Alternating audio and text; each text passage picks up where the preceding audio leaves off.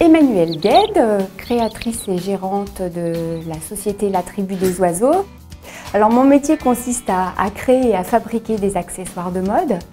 À l'issue de mes études, je suis rentrée dans une société de fabrication de chapeaux et j'ai été d'abord ouvrière puis responsable de collection pendant 5 ans. En 2001, Emmanuelle s'associe à Florence Guyot pour créer la société ainsi que la marque La Tribu des Oiseaux, avec pour objectif d'apporter quelque chose de nouveau dans le monde de la création d'accessoires. Très vite, il m'a paru important de transmettre ce savoir-faire, chose qui a été possible par l'apprentissage. Lucie, qui est aujourd'hui première d'atelier, est rentrée d'abord comme apprentie chez nous. Aujourd'hui, on a à nouveau une autre apprentie qu'on est en train d'amener sur le chemin de la création de chapeaux. Après 10 ans de collaboration, mon associée Florence a décidé de quitter la société. Pour ma part, j'ai décidé de continuer pour emmener la Tribu des Oiseaux plus loin. Emmanuelle a pour cela dû revoir toute son organisation, en commençant par faire monter en compétence 2 de ses salariés, afin d'être mieux épaulée par la suite.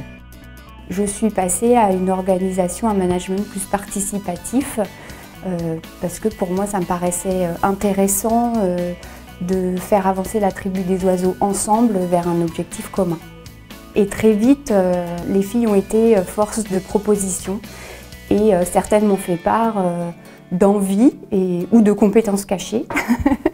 Et du coup, il y a eu un vrai échange. Et petit à petit, chacun a trouvé ses marques et sa place.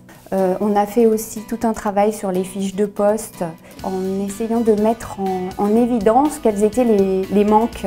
Et donc, par rapport à ces manques, c'est là où on a eu recours à la formation. Ces formations ont permis à Emmanuelle et son équipe d'aborder différents sujets, comme le management, la communication ou encore l'apprentissage d'un logiciel de gestion commerciale pour optimiser les performances de l'entreprise.